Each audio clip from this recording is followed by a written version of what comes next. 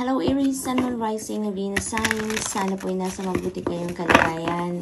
Welcome back po sa Star Tarot. And kung bago kayo dito, welcome na welcome din kayo. Thank you din po sa inyong suporta. I truly appreciate it and God bless you all. Kung nasaan man po kayo ngayon, saan man patay ng mundo kayo naroroon, sana po ay safe kayo. At sana po ay okay kayo. Keep safe po, no? Tingnan natin kung ano mga messages ninyo for November. Ito po ang inyong oracle messages for the month of November. Okay, paunang mensahe ni Aries is in grace. Ayan. So, Aries, parang ano to, kailangan lang ninyo dito na sumunod lang, no, sa agos ng buhay. Maaring nai-stress na kayo, no?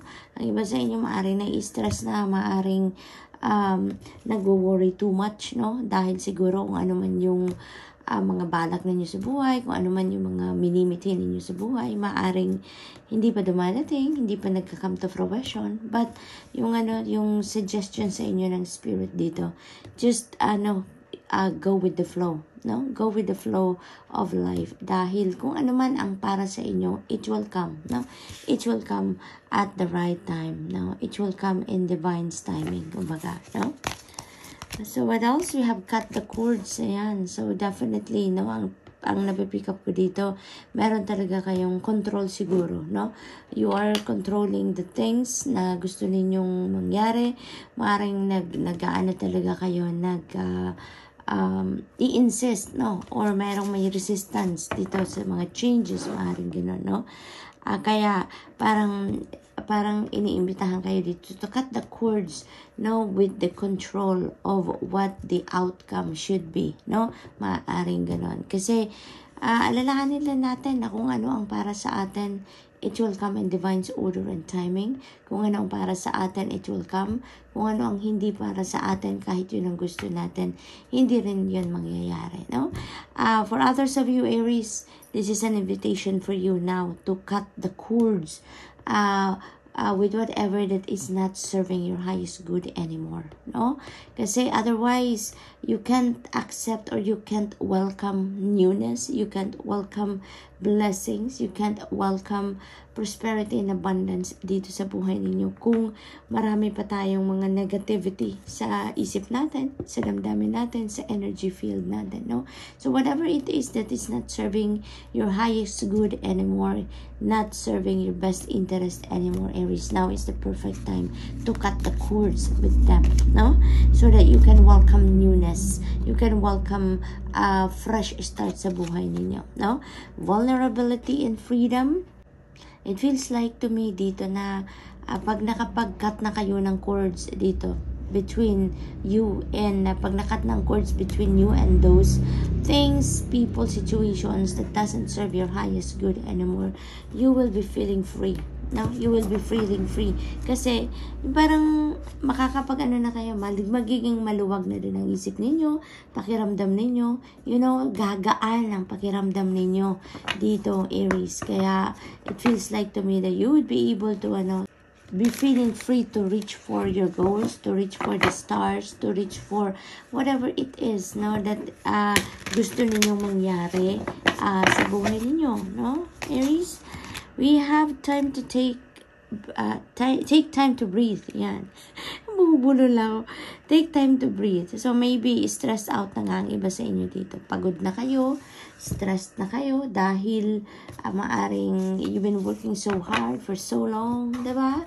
Or maybe marami kayong iniisip, marami kayong inaasikaso, you have too much on your plate, no? So, it's time to take a breather, no? Breathe naman, magpahinga kayo, mag-relax kayo, Aries. And, kailangan ninyo din na mag-step back a little from what is your daily grind, from what is causing you stress. Yung magano'n sa ganon, makapag-recharge kayo, okay? Makapag-replenish kayo ng mga energy lost, makapag-pahinga, makapag-chill, nang sa gayon din, makapag-let go na kayo ng kung ano man ang hindi talaga nagsiserve na ng iyong highest good, no? Nang sa gayon, you will be feeling you will be feeling relaxed naman and recharge, no? Makapag-refill na kayo ng inyong cup. Synchronicity. Ayan. So, thank you, angels. I trust your well-timed guidance and signs. You're divinely guided, Aries. No? Always remember na you are divinely guided. Ano man ang inyong pinagkakaabalahan, ano man ang inyong mga plano sa buhay na gagawin, or kung ano man ang gusto ninyo mangyari pa sa buhay ninyo, you are divinely guided, no? Napakahalaga na lagi tayong makikinig sa inyong intuition.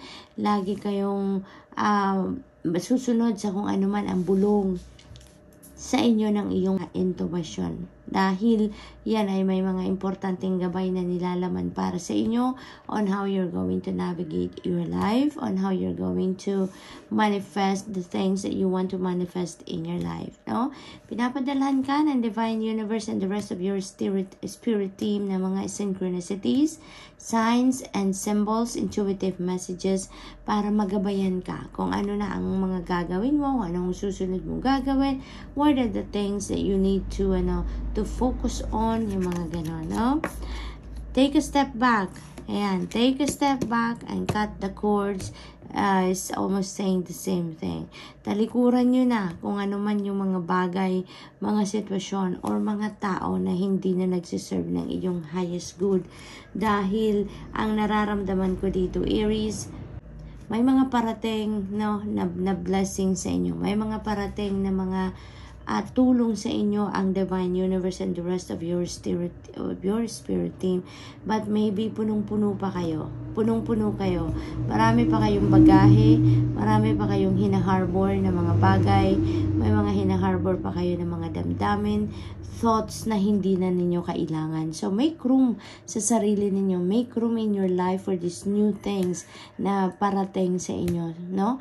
Nang sa gayon, mabago na ang inyong sitwasyon, mabago na for the better ang inyong sitwasyon sa buhay sa ngayon, Aries. Okay? What else?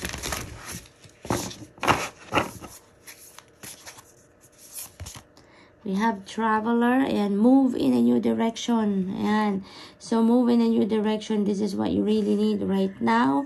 And maaari din na this is what you are planning about, no? Para sa sarili ninyo. But, ang iba sa inyo dito, maaaring this is a advice sa inyo ng Divine Universe, no? For some of you, it's not going to resonate with everyone. Just take as it resonates. But ang pag-move, ang sinasabi nito na move in a new direction, parang gabay ito para sa iba sa inyo. Maaring hindi ninyo naririnig ang divine guidance para sa inyo, Aries. At through this reading, marinig ninyo or mabasa ninyo sa card na to na you're being advised here to move in a new direction. Maaring meron kayong ginagawa ngayon, you are focusing on something ngayon, but that is not for you anymore. Maaring hindi yan ang mas makakabuti para sa inyo. Kaya iniimbitahan kayo dito to move in a new direction. Consider other things, consider other ways, no? Maaring ganun ang ganap dito. So, it is extremely important na makinig talaga kayo, sundin ninyo ang gabay na pinapadala sa inyo ng Divine Universe so that you will be guided, no? Towards this new direction. Okay? What else for Aries? Arrow, and surround yourself with protective energy, no? Nang sa gayon, maprotektahan kayo na against negativity. Maaring may maraming tao around you that are trying to influence you in a negative way, or maaring may mga tao dito sa paligid ninyo na mga